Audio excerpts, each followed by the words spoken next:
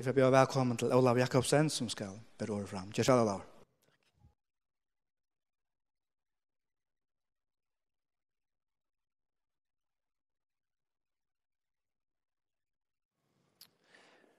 Till kon färra vi mer till Lukas evangelium kapitel 16. Jag har glätt mig till att vara här idag. Till att ta oss här idag. Jag har glätt mig till att vikna. Jag har en bådskap som har inspirerat mig. Och jag hade så att jag husker mig alltid att ta oss. Jag vet inte tid här att ta oss, men jeg har det alltid så godt å kjøre oss. Og jeg er ferdig alltid oppbygd nere, tror jeg også. Men det er hvordan sier jeg det var ikke kjørt litt. Men Guds år er så godt. Guds år er så godt. Tid, jeg har en bådskap her i det. Jeg får ta oss om trygg for det. Og jeg får ta oss om trygg som flyter fjøtl. Og vi skulle fære om en lutta løt, og skulle fære i til Markus evangelium kapitel 11, som nekva til kunne kjenne. Her Jesus tåser om trygg som flyter fjøtl. Men først så skulle vi lykke for hitje etter 2 versen. Fra Lukas evangelium kapitel 16, vi skulle fære i til Rombra kapitel 12, hele börjar vi. Lukas evangelium kapitel 16, vers 5. Her sier apostlene vi Herren. Her stender i vers 5. Apostlene søtte vi Herren. Gjev okkun meir trygg. Ta sier Herren, høtt og tid trygg som sinnoppskaden, så kunde de sagt vi at morbergetrea, ryv de opp, vi råd og planta de i havet, og til skulle de akta tykken. La meg lese fra Rombraunen kapitel 12, Rombrau kapitel 12, og til er så jo, blæs så jo 191, og i heser her to ingeniør. Og her stender i vers 3, her skriver Paulus at vi nøyene og i mer given, sier vi øyne kvantikkere, at han må ikke hugsa hagre enn han øyre hugsa. Men hugsa vi visdomme alt etter som God hever bort øyne kvarjon mal hansara av trygg. Og det sier at han sørste her som hugsa om som versen er at han skal hugsa alt etter som God hever bort øyne kvarjon mal hansara av trygg. Nå, som sagt, jeg ikke har tåst i det om trygg som flyter fjøtl. Og min bådskap, det som ligger meg i hjertet, det som jeg bare bor i på min andre, så sa støyene, til at du kan flyta til fjøtl som er i tøyne løyve. Det er forringer som er i tøyne løyve, til fjøtl som enten røyner at jeg legger tøyt løyve til tøyne familie, som røyner køva til, eller som røyner forra til, og at gjøre til som god kallar til å gjøre. Du kan flyta til fjøtl. Og i Jesu navn. Og som sagt, vi skal komme til det her. Men det som jeg kjente med en 4-årige, men det var dette verset her, fra Lukas evangelium kapitel 16. Her er apostlene kommet til Jesus, og tar sier vi Jesus, og jeg tror at mange av dere kanskje kjenner dere nattro i disse bønene her. Tar sier vi Jesus, gjør dere mordtrykk. Nå var det ikke om det at jeg kunne be seg bønnen her på, men jeg tror vi at flere av dere kanskje anten har bias av bønene, eller kjenne oss således, at vi har ikke noe negativt. Og det som jeg husker om, det er dette svære som Jesus gjør apostlene og Jesus løtene. Jesus sier ikke vi apostlene, ja, jeg skal gjøre dere morgtrykk. Ja, svære til dere trobelager til at de har forlyttet trykk. Eller til at de har vanget trykk. Nei, Jesus sier vi tar, høtt og tid trykk som sinnoppskaden, så kunne de sagt vi at morgbergetrea, ryv de opp, vi råd og planta det i havet, og det skulle jakta det. Så det som Jesus vi når og sier, det er at det som er tikka trobløyge, eller det som skal til, for å brøyta det som tid atla får brøyt, eller at gjøre det som tid atla gjøre, til ikke mer trygg, men til at de bruker det trunna som tid hava. Til at de bruker det trunna som tid hava. Og vi når og en måte er at bruker tikka trygg på, til at tala ut vid tikra munne. Til å si han ekka vid tikra munne. Og så husker jeg med til Rombrand kapitel 12. Jesus sier, eller Paulus sier her, Rombrand kapitel 12, her sier han at God har bort øynene for jo mal hansar av trygg. Nå, ganske onker hevda så i øysene at jeg har jo unga trygg. Jo, du har trygg. Hvis du er et Guds baden, så har du trygg. Det tror du vil kalla en tryggvande. Og en tryggvande har trygg. Om du lytter trygg eller større trygg, vet de ikke. Bøyden tåsar om imiska trygg. Tryggen kan växa. Men under en tryggvande så har du trygg. Og det som Jesus sier, det er at tigga trobløyge er ikke til at det ikke har trygg, men det er at det ikke bruker trunna. Og jeg trykker til at det er en av største trobløygen, eller årsøken til, at kanskje trobløyger, eller de fjød som synes omøvelig ut, ikke være flott, er ikke til at vi ikke har noe større trygg, men til at vi ikke bruker til trunna som ligger i akkurat hjertet. Amen. Halleluja. Nå, let oss færre i til Marskos evangeliet kapitel 11. Og vi skulle færre av faksa være her resten av togene. Så halda det til at talen kommer å være ordentlig stort, men jeg vet ikke. Jeg atler meg alltid at talen skal være stort.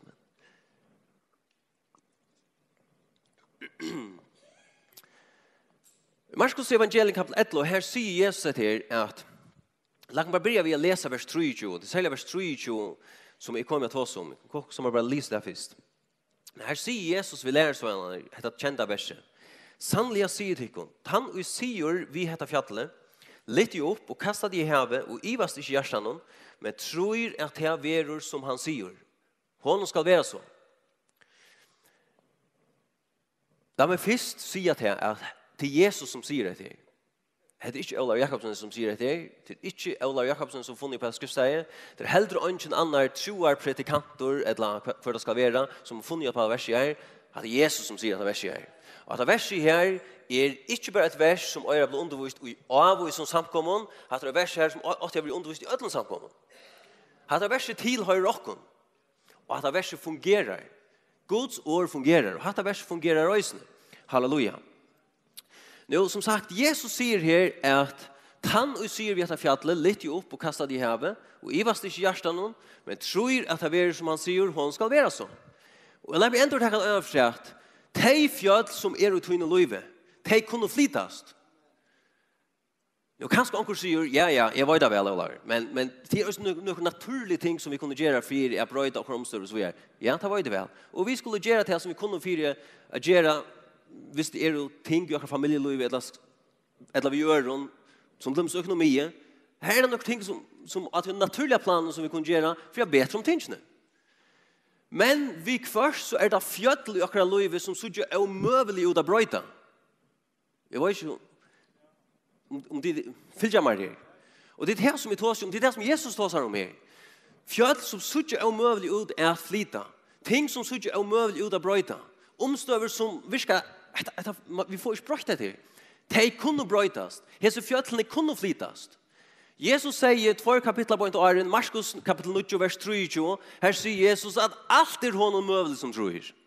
Alt er honom møvelig som tror. Vi orienterer ikke fjall som ikke kan flytast. Amen. Så er alt er honom møvelig som tror. Nå tar Jesus tåsar her om å flytta fjøtel, så sier han her, det stender i vers 22, at Jesus sværer i tøymon av trygg til god. Vi skal få lese noen få vers, åren til som stender her i vers 23, vers 22. Det som hender her på en åren, det som Jesus gjør her på en åren, og det som Jesus sier på en åren, ligger faktisk til bakgrunn for det som Jesus underviser sine lærersvøyner om her. Og vi skulle fære til vers 12, lese fra vers 12. Og det gjør ikke vi lese bare nye etter her. Så får vi se man henne vi.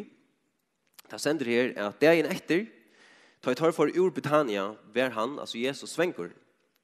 Og da han lengt borster som fikotrea som er i belø, før han her vita om han kanskje kunne finne også at tog. Men da han kom til, fann han ikke utan blø, du ikke var fikotog. Ta tog han til åra og sier vi til han. Og han sier altså vi treie. Det er ikke lærersvøynene han sier vi. Han sier vi treie, fikotreie. Ta tog han til åra og sier vi til han. Aldri og i æver skal nekkar attor etter avvekst av her. Og lærersvøynene hans her, hørte til han. Så kom de til Jerusalem, og han fører inn i templet og fører reka uttøyer som selte og kjøpte i templet. Han kørte kall til bårtøyre, og i veksla av pening og stålartøyre og i selte og doer. Og han gav ikke løyve til at nekar bær uilagt i jøkken templet. Han lærte jo seg vidtøyre, ikke skriva at hus mot skal kallas bønhus, for öll folkaslø, men tid av gjørst til rånsmannabøle. Da høvesprestene i hins skriftlærde hørte hetta, løyde tar ra hvordan tar skulle bøyna fyri honom, tog tar rattest han vid til at alt folket var oppfærre av lærer hansar. Legg så mest til det som nu hendur, eller det som nu stendur her i neste 2 versen, vers 19-20. Da stendur her, ta så kvölde kom, får han ut ur stenen. Og så stendur, men ta i tar morgenen, gyngo fram vi, så tar av figotræje var fallna fra rådene. Ta myntes Peter til å si vi han, Rabbe, hygg, figotræje ut og banna i fallna. Jesus sverre i tøymon, have trygg til god. Og så kommer han til vers 23, han tåsar det her om å flytta fjød. Nå, hvis vi lykker bak atter her til vers 14, så sier Jesus i vers 14, han talar til figotræje, og han sier vi figotræje, og hvordan han sagt det, hvordan han sa tånale har vært, det var ikke ordentlig, men det leser vi ikke om, og det som så heldig ikke relevant, men det stender ikke at Jesus røpte eller noe sånt, det stender bare at han sier vi at figotræje. Og det ser så enkelt ut. Når få år, og han sier aldri atter, aldri og i evig skal nekker atter et og avvekst av her. Og så ikke mer. Så får han vi er. Han lærer svenner. Og så stendte det vers 19, at ta så kvalitet kom, for han ut ur scenen. Og så stendte morgenen, nu gikk det fram vi atter i sin scenen. Og Peter han ser at det treer, og han ser at det faller fra rådene. Og Peter, anten, blir han ordentlig bilsen, eller ordentlig imponeret over. Og han sier jo Jesus, Rabbe, hygg, treer som til banna i til fallna. Ta fallna i. Nå legg til mestis det som Jesus sier. Ta Jesus blir undervisat om trygg, og det er flytta fjødel. Jesus sier ikke, ja, det er fantastisk det som jeg gjør det. Og jeg kan gjøre nekk mer av det her. Jeg kan flytta fjødel, sier han. Nei, han blir ikke ta oss om det som han kan gjøre. Jesus blir ta oss om det som vi kunne gjøre. Jesus sier, Jesus sverre i tøymen og sender vers 22, have trygg til god. Og så sier han, sannelig jeg sier til kun, tann ui sier. Tann ui sier. Nå vers 23 vil fungere, vil virke for øynekvønn. For kvønntann. Det er ikke bare vers som virker for noe helt særlig få utvalgt. Det skriftsteg virker for tann, for øynekvønn, for kvønntann. Amen. Så det skriftsteg til tøyen her i det. Og han ser hver du erst, og han ser hva bakgrunn du kommer fra, og han ser hvordan langt du er en kristen. Dette skriftsteg fungerer for det. Hvis du teker dette som et stentor, hvis du handler på dette som et her.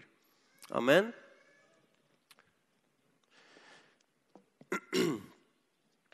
Når Jesus sier, lagt for hitje etter vers 23, det som er tjattene nå som bådskapen er det. Jesus sier her, vers 23, sannelig sier til henne, tann ui sier vi heter fjallet. Nå, det aller første som jeg ikke skal legge mest til, det er at Jesus sier ikke at han sier heter fjallet.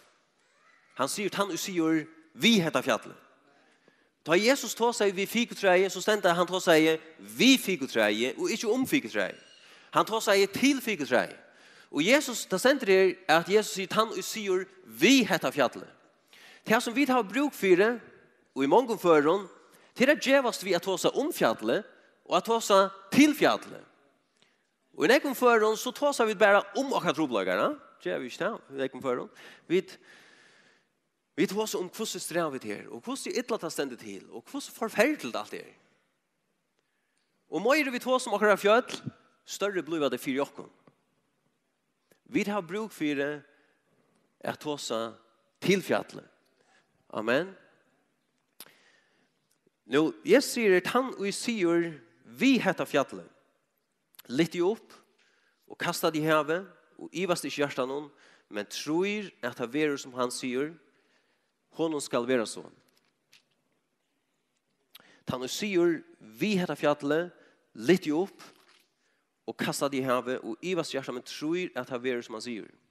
Nu, Orgos, legg mest til her at Jesus endar hetta skriftsteg via sia. Han enda via sia, eller la han lyga kanskje teka det her som han sier åren her. Han sier, og ivast ikke hjertan. Lyga kommentera det. Det her som vi ofta blandar vid, og vi blir handla på dette skriftsteg her, det er at da vi blir tala til fjallet, det er at okkar hødd blir gjøre for seg. Okkar hødd blir sia, det ber ikke til. At det er noe tvatt som du gjør, at det ber ikke til at det er. Så her står, Jesus sier ikke at han skal tala til fjallet og ivast ikke i høtten. Men han sender han og ivast ikke i hjertan. Amen. Så her står, du kan godt hava trygg i hjertan og samstundes hava iva og vantrygg i din høtte. Det ber til. Og det som jeg vil fortelle deg til at trygg i din hjärsta vil virka selv om du er vantrygg i høtten.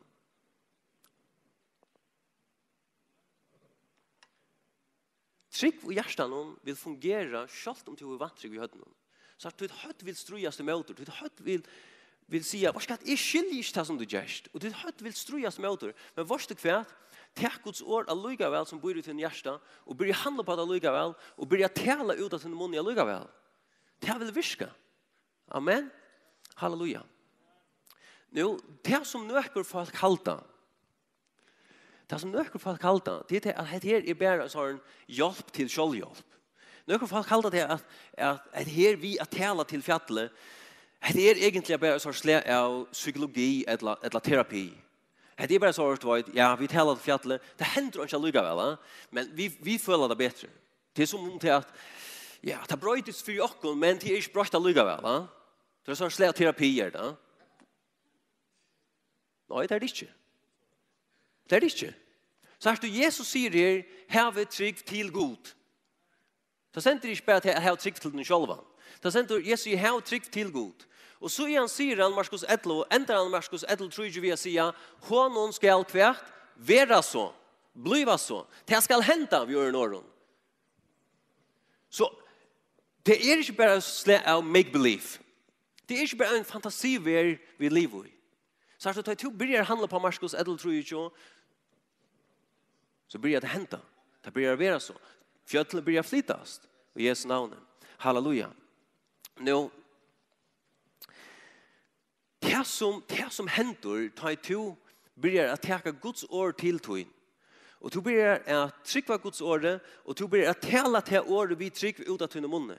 Det som händer, det är att Guds ord och kraften i hessen åren börjar att virka fyra det. Guds ord börjar att virka fyra det. Gud börjar att virka fyra det. Halleluja. Halleluja. Så här står Guds ord, Bibeln säger att Guds ord hever kraft. Amen. Hebreerbrev 4 kapitel 12 säger att ord Guds är livande och hever kraft, säger Guds ord. Guds ord hever kraft, det är fullt av kraft. Guds ord är en skapande kraft. Gud skapte i heimen vi så i Norge. Hebreerbrev kapitel 11 vers 3, där säger att vi trygg färta vid att heimen är skaptor vid Orgus. Ha? Heimen är skaptor vid Orgus. Och det är helt omätligt avvärt att läsa skapande sjövna i första Mosebok kapitel 8. Här läser vi att Gud säger och ta vär, alltså V-A-R-1, blöjv, og han sa, og han leste jo fer i første Mosebok kapitel 8. Gud sier, ta vær, og han sa. Det stender ikke at ta vær, og Gud sa, og så sier han. Oi. Gud sier først, og så ble det. Og så sa han. Og så er det jo, Bibelen sier, at Gud hever givet øyne for mål hans avtrykk. Så at du finner et mål av Guds trykk ut til din hjerte. Gud forventer at jeg og du handler på samme måte som han. Gud forventer at hans bøden lever på samme måte som han. at vi talar først, og så sudjar vi. Halleluja. Onkel har sagt, ja, jeg trykker du ikke for en sudjta. Det er slett trygg. Det er bare, ja, hva er det? Menneskelige logikker. Faktisk er det bare menneskelig, fysisk trygg, kan man godt si. Amen. Guds trygg, hon talar først, og så ser hun. Guds kraft, eller Guds ord, til en skapande kraft i det, men til en brøytande kraft i det. Til en kraft i Guds ord til å brøyta tøynar omstøver, til å flyta til fødel som i tøyne løyve. Hvis du skriver nyer, så er det et skriftsted som sender i Jeremias, kapitel 11, omskylda, kapitel 23 og vers 20. Her stender at år mot, sier Herren, er det ikke en hemmare som knusar, eller som sårar fjøtl, År Guds en hemmare, som en hemmare som sårar fjøtl. Halleluja. Hvis du tar Guds ord til et hjerte og til en munn, så vil det såra fjøtl. Halleluja. Det vil flida fjøtl, det vil såra fjøtl. Halleluja. Halleluja. Halleluja. Nå, onkel sier kanskje, Olaver, hver er det som flyter fjallet? Er det to, eller er det god? Og man kan kanskje få en kritikken at, hva skal til lukka som, du ser bare god utanför, ja? Du klarer det bare sjølva, na? Du har ikke bruk for gode. Etla til fartan kritikken er at, ja, men du styrer bare gode. Du talar og så styrer du gode. For det første, en av fyr, det er ikke jeg som er oppfunnet marskstedet drøyjo. Det er Jesus som sier dette. Ja? For det neste, hvis vi skulle ta som det, så kan man godt si at det begge er jo god som flytter til fjallet. Jesus sier at det kan vers 3 si at han og sier vi at fjallet litt jo opp og kastet de her vi jo i vastig hjertan men tror at det er som han sier hun skal være så. Så er det jo, Jesus blir vers 22 og sier her vi trygg til god. Her vi trygg til god. Så vi øren åren, ta i to blir å tale til fjallet, så blir god å virke vi til noen åren. Amen. Ta i to blir å tale til fjallet, så vil god virke at han fyrer, eller virke sammen vi til noen åren, og han vil gjøre at han verer som du sier. Så her står, vers 3 ender vi å si, hånden skal være så. Og legg mest til, da sender ikke V-E-R-A, da sender V-E-R-A.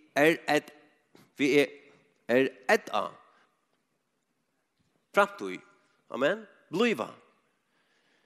Så her står, fjallet kan skal flyttes ikke på en av veien. Men det vil flytta seg. Men det som sier at det er god vil virke vid til noen åren. Og han vil sørge for at det har blivit så. At det fjallet flyttes. Men fjallet flyttes ikke for en totaler. Fjallet flyttes ikke for en totaler. Jesus sier ikke her. De føler det kanskje som synder som er skolabonser. Men det gjør kanskje ikke. Jesus sier ikke her at det verur som han tror. Sjokk.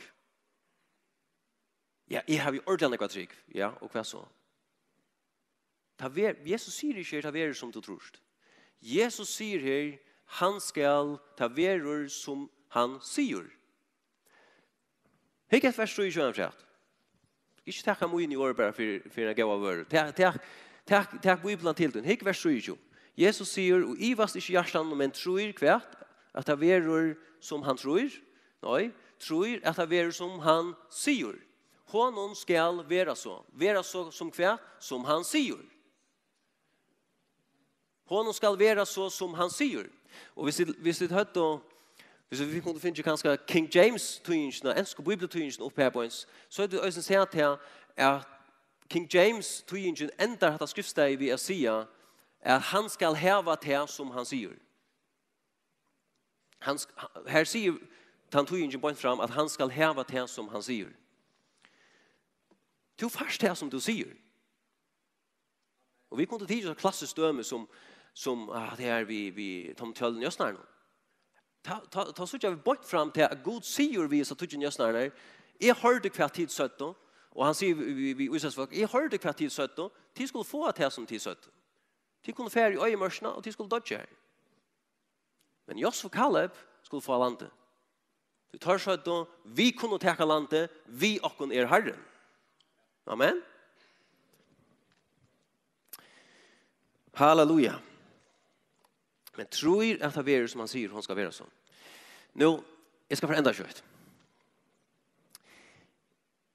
Så det kanske onkel ös nu som säger, ja men alla kan jag inte bära,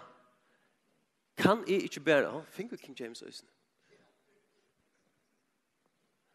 Yeah, believe that those things which he saith shall come to pass, he shall have whatsoever he says, huh?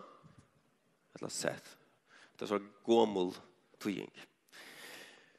Nu, jag kanske onkel som säger, eller kan jag inte bara be god om att göra det?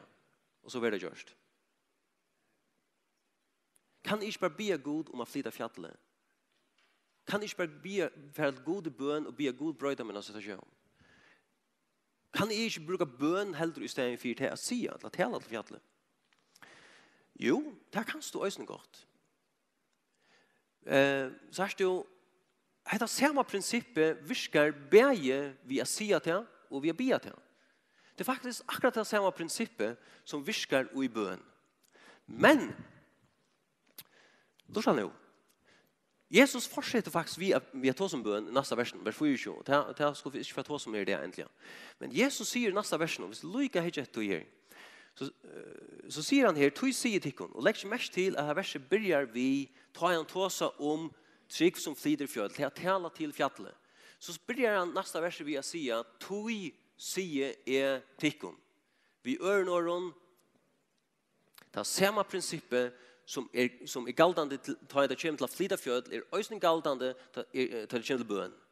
Tog sig är tikkon. Och så säger han allt ut till biom och vill ge hava. Tryggve är tid hava finget här. Tryggve är tid kvärt färra få att nej, att tid hava finget här. Så ska det vara så. De säger översatt att samma principer viskar i bön som du ska tala till fjället. Vi öron ta ut till bior god om att bröjda näk ut i en löve. Ett land till bior god om att mottaka näk ut i en löve. Ett land till att mottaka näk ut i en löve.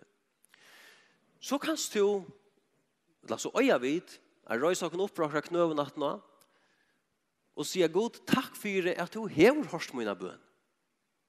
Tack för att du hever hörst mina bön och tack för att jag hever det som jag bidde om. Tack för att hända omstövan, att hända stövan fer nu att bröjtast tog jag har bidde och tog hever hörst mina bön. Amen. Så att okkara jotting ut för okkara munne att han avvid har bidde är faktiskt, kan man gå säga, likelen till bönar Sverige. Amen. Det är kvärt vid sia i samband med okkara bön. Så här hvis du be god man just snacka för det, bröstarna står till en liv som ser omöjligt ut. Och du säger bara att nå att du be och säger vad ska hat han inte snacka. Hat han rigga inte. God har det säkert i mina bön, hever nog inte brötast. Det var en bön, ja. Men först och det som du be om, nej, kvui, du Jesus säger, du ska få det som du säger. Och du har bara att man har sagt det att situationen kommer inte att bröta sig. Så tar du be. Hvis du brukar detta, hvis du handlar på Marskos eller 24 bia, så röjs du upp att nå för att under knöven och säger, God hever hörst mina bön. Hända situationen för att brötast. Hetta fjällig här för att flytast i Jesu namn. Amen. Halleluja. Halleluja. Halleluja. Nu, Jesus säger här, honom ska vara så. Ändan av vers 3. Honom ska vara så. Ta Jesus fer till fjället, så säger han här, att ta Jesus tåsar till figträet, så ständer han talar till figträet. Han talar till figträet. Och det är också något stort att säga, vi kan gå finna King James till snoppa träet, vers 14. Så ständer det att i möjlighet till King James, jag lyser, att han svära i fikträn. Han svärar i fikträn. Det sänder inte bara till att han säger vi fikträn, men han svärar i, ja, and Jesus answered. Han svärar i. Vi öron öron, nu håller de med sikvera, ordentliga sväkan. Vi öron öron så har fikträn i talat han. Han svärar i fikträn. Så här står, det kan vara situationer till en liv, fjället till en liv, och te tala till twin. Så hvis du inte talar till fjället, så får fjället att tala till twin. Och därför blir vi att tala till twin. Och därför råp i hödja där, ta ber inte till, ta ber inte till, ta ber inte till. Och så här står, därför inte att tackna, och därför inte att flyda sig, för en tur röjser du upp i din anta, och börjar tala Guds ord utan den munnen, och säga, jo, flyte i Jesu navn, fär bort i Jesu navn. Halleluja. Nu det kan vara, de tar döme. Det kan vara till att onkel av de kan inte göra ett arbete. Och det ser omöjligt ut att få ett arbete. Guds ord säger, hvis du tar 4 Thessalonikerbrev kapitel 4, så säger Guds ord här att arbete vi hånden tycker. Det är Guds vilja för att vi ska arbeta. Amen. Men det är kanske fjället en löve som blir vi att se, för öjnas för du hickar efter en arbetslösning, eller en lösning arbete, så är det en fjäll som råpar i hödjadar som säger, var ska du fastna inte arbete? Du är odålig, du är obruglig, du kan inte få ett arbete. Du kan börja tala av fjället, du kan börja täcka det året ut i hjärta, ut i mun, och du börjar tala, jo, Guds vilja ska få ett arbete, och är färdig för ett arbete. Amen. Halleluja.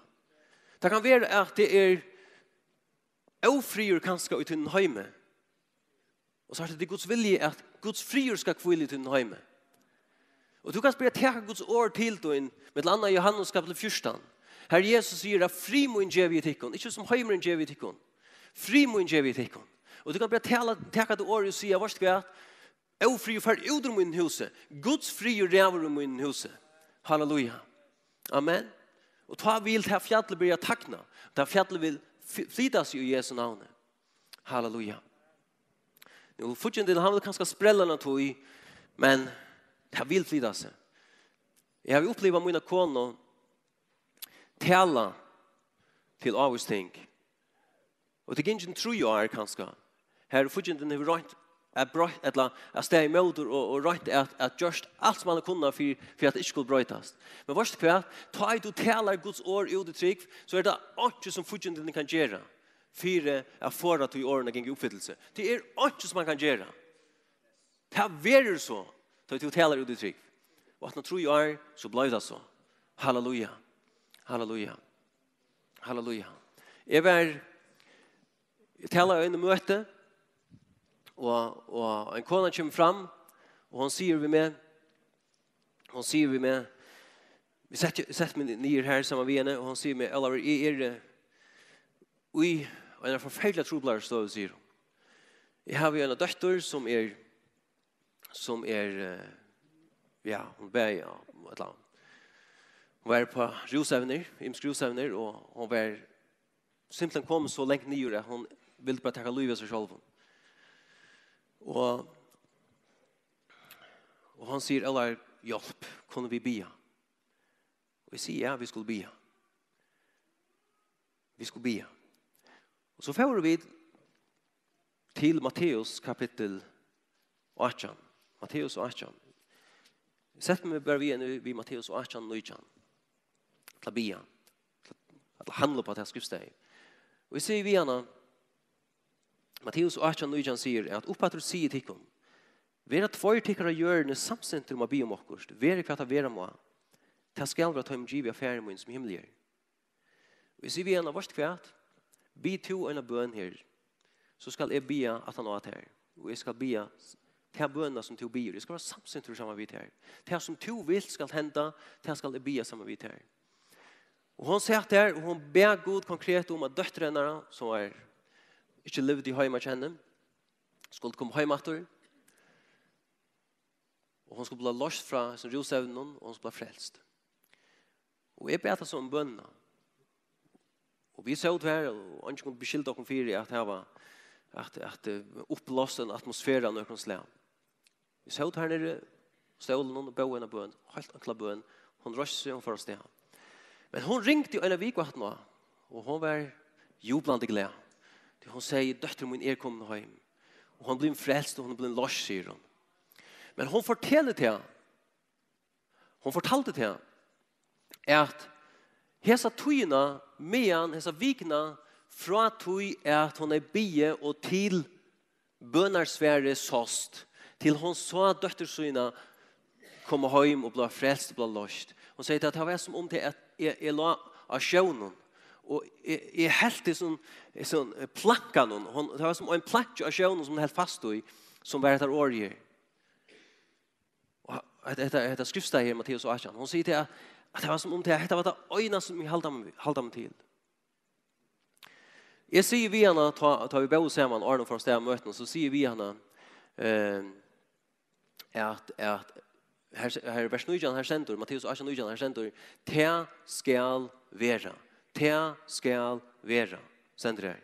Og jeg sier vi henne, hva skal ferdig hjem, fest to tøyne i eier og hattar år her. Te skal være. Og ber til å takke gode for det. Og han sier hun får hjem, og det var det som hun taler ut av sin munne. Te skal være. Døtter min kommer hjem. Hon får bli frälst. Halleluja. Och hon fick det som hon säger. Halleluja. Halleluja. Halleluja. Vi ska få be samman. Vi ska få röja saken upp. Långt på röja saken upp. Halleluja. Halleluja. Amen. Ta ett to börjar tala Guds ord vid trygg ut av tunna munne. Så börjar fjötlen att flyta sig. Så vill fjötlen flyta sig i tunna livet. Og Jesu navn. Det som ser omøvelig ut, det vil flytas i tunn livet. Nå, jeg vil oppmuntre deg til å være hjem og ikke handle på mine år som så, men takk Marskos 11:23 og bli handle på Marskos 11:23. Amen. Halleluja. Halleluja. Halleluja. La meg også si et annet. Først kan folk miskjelig omkring ting. La meg lykke si et annet øyne. Og det er at du hever makt og myndeløyga i Kristi Jesu iver ytlun andon, iver sjukon, og iver ytlun omstøvun som avvirska tutt liv og tina familie. Det hever du. Men han vil også si til at du hever ikke myndeløyga og makt iver mennesken.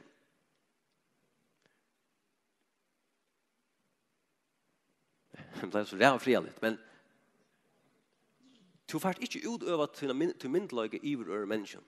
Men i fudgendanon og i omsorgen som avvirker ditt liv. Amen. Hvis det er mennesker som du skal hjelpe, fra deg så samtidig der. Fra deg så at handle på et år, et Guds år, et skriftsted. Fra deg samtidig der. Amen. Halleluja. Halleluja. Halleluja. Halleluja. Fægir, Jesu navn, fægir, vi takkar deg her. Vi takkar deg for et år som virkar. Vi tackar deg for trunna som du övergiver i okken fær. Vi tackar deg for vi er tutt folk fær, og et fall som du kallar til livet trygg, gengut trygg fær. Halleluja fær. Vi vil røyse okken fær i okkar anda fær. Og fær, vi vil bli at handla på et år, fær vi vil bli at tala fær i Jesu navn. Halleluja. Vi vil takka tutt år til okkar hjerte, okkar munne, og vi vil bli at tala tutt år fær. Til fjøtlene fær, og testa for at fjøtlene skulle flytast. Og fær som samkom øysen fær, her er det ting som er veien fær, som får av fire, at samkom man skal gjøre til, som hun er kallet til å gjøre fær, her vil bli røysokken øysen fær, bli tala til de fjøtlene som får i Jesu navn. Halleluja. Og jeg testa fire fær, apostor, helvetes, kunne ikke stande møter, samkommende, og Jesu navn fær. Halleluja. Halleluja. Det er ikke som kan fåre til en år, det er ikke som kan fåre til en kraftfeir. Da vi takker til et år til, og da vi stander på et år feir. Da vi taler til et år feir. Halleluja. Og elsker jeg feir, jeg takker det her. Jeg takker for et år feir i Jesu navn. Halleluja. Halleluja. Halleluja. Jeg får be Paula komme opp at det. Jeg har hod til at, jeg kan huske meg at, kanskje for at bjøre fram til de som har en eller annen hørv i sin ligame, som er sjuk, eller som har veikløg i sin ligame, til å bia fyrtikon. Men åren vi gjør det her, lykke bare si etter øvelse at ta og slipper vi fra å si det, vi kan ønske henne av tikon. Ta og vi bia sammen, så røyne og handle på et her som jeg tar som er i det. Ta og vi bia sammen, ta og vi lær hensyn av det og bia fyr der, så att han avvida bi för dig så ser vi till självan.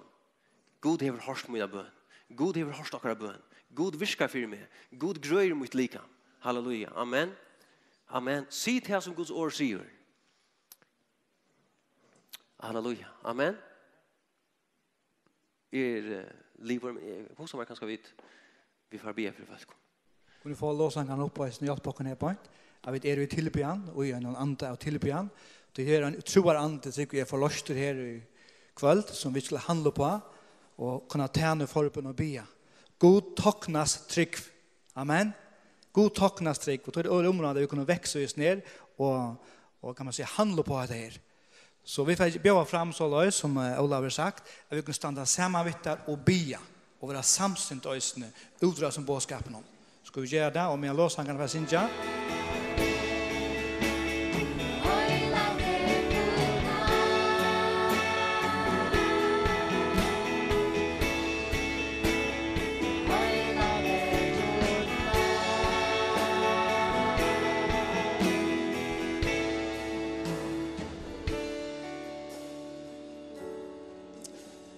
Vi har en nere vid sin hela and och möter människor med sin kraft.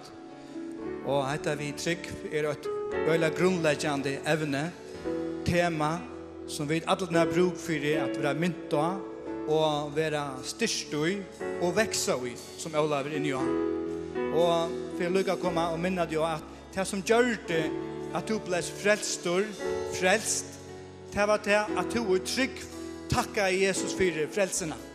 Det var här du började till ett andliga liv, till ett samfälle med Jesus, att du är trygg säger tack Jesus för det att du döje och du rörs upp att du för mig. Tack för det att jag kan låta ner och bli frälst och frälst. Och jag vet inte hur alla här var det som är inne här och kanske ta som loja, en planet någon eller ektos eller vad det är.